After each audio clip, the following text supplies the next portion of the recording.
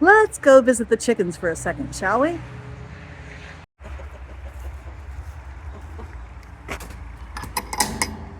Okie dokie. There's Coco Melon. There's Mr. Sparky.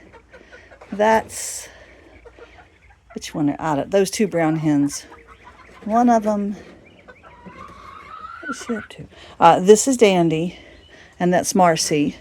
One of them is Peppermint Patty, and one of them is Lucy. I think that one's Peppermint Patty, because she has more craziness going on her comb. Now in here behind all the wire inside that gray laying box, that's Sheena. Let's look at her. This is the arrangement I have for her. I have welded wire to keep the other hens out, but I have to be able to get in. Now this will also keep the baby chicks in. And I got this big black tub that when they can hop over the lip of the laying box, they'll be able to get in here, but they won't be able to get out of the tub. When they can get out of the tub, they'll be big enough that they can do a little better. Okay, let's look inside. There she is. She's a totally black hen. So there's her little beak up there. She's got about 20 eggs under her, and she moves them around and moves herself around to adjust their temperature. I think it's about 21 days today, about 3 weeks. They should be hatching out at any time.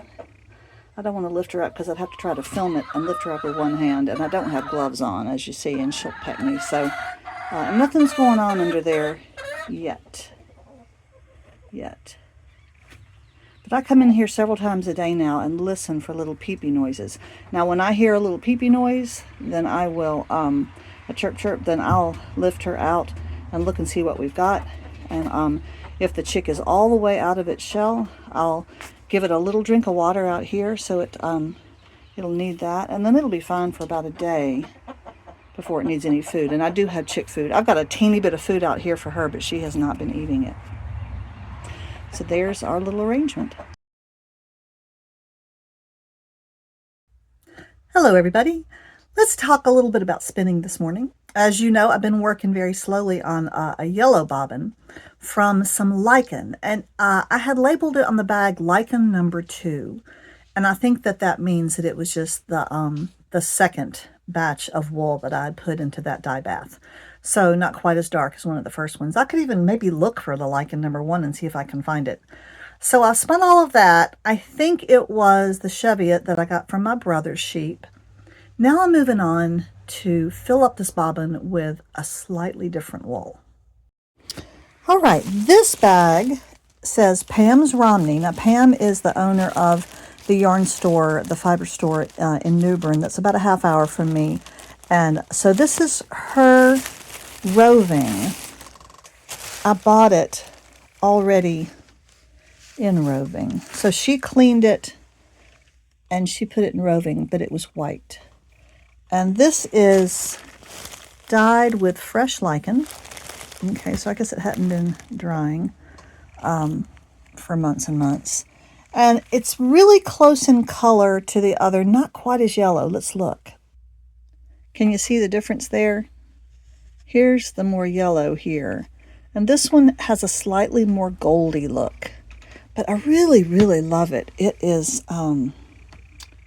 it just has this golden sheen to it. It is beautiful. And the staple length is very long. It's quite difficult to separate out a section of this roving because I have to put my hands so far apart and pull really hard. But I think this will work just fine. I'm going to blend it with something different yet so it won't really show. Now, the rolags I was using, I'd made myself here. And as I got toward the last one, it was really kind of rough, very bumpy, lots of little bumps and, what do they call those? Nips or whatever, nits, something like that, nets or whatever in the yarn. This is much smoother. There is a teeny bit of VM, although I think that's from my dyeing. Again, I don't think it's in Pam's fiber. And this is going to be much easier to spin because this is roving, not rolags, and it's just smaller. And yeah, this is going to be a joy to spin. So I won't have any trouble filling up this bobbin, and then we'll see where we go from there. And all of this that I've been using recently is coming from this little bin. In here I also have some that's darker. This says, now whether this label is accurate, I don't know, probably. lichen on Romney. And then this says Romney from the Woollery. That's kind of been a long time. With lichen and vinegar. I even put a date on it. I was being very organized that day. And then this is much more yellow, and this is even more pale over here. So that's kind of what I have going on that top shelf.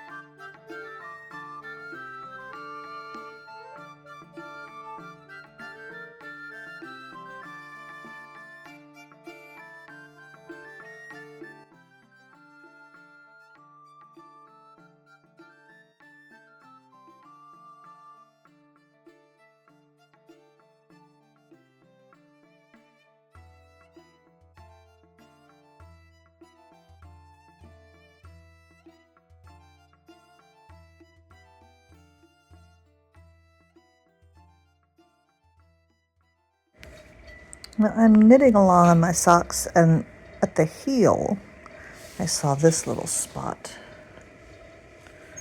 That does not look good. It's not a drop stitch. I don't know what happened there. It looks like 2 stitches in a row went awry. Something may have happened over here, but that is too weak and will become a hole quickly. So I'm going to have to go back in with some yarn at some point, maybe when I get further past it.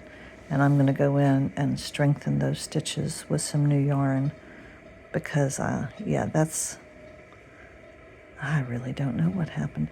I think the place that's easiest to make mistakes on this sock is right here at the join of the heel, where you have your needle split like this, okay, or back here.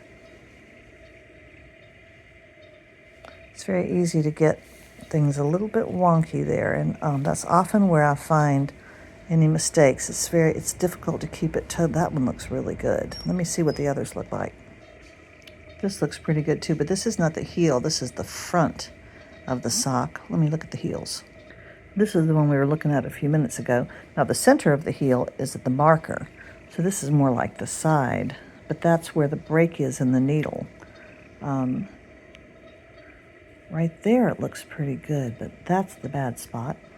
And then on the other sock at the break, where you see here's the 2 cables, I've definitely got, this will come together, so it's not the gap that I'm worried about, but I've got a little wonky knot right there that I'm not going to be able to fix. It's just going to have to stay there.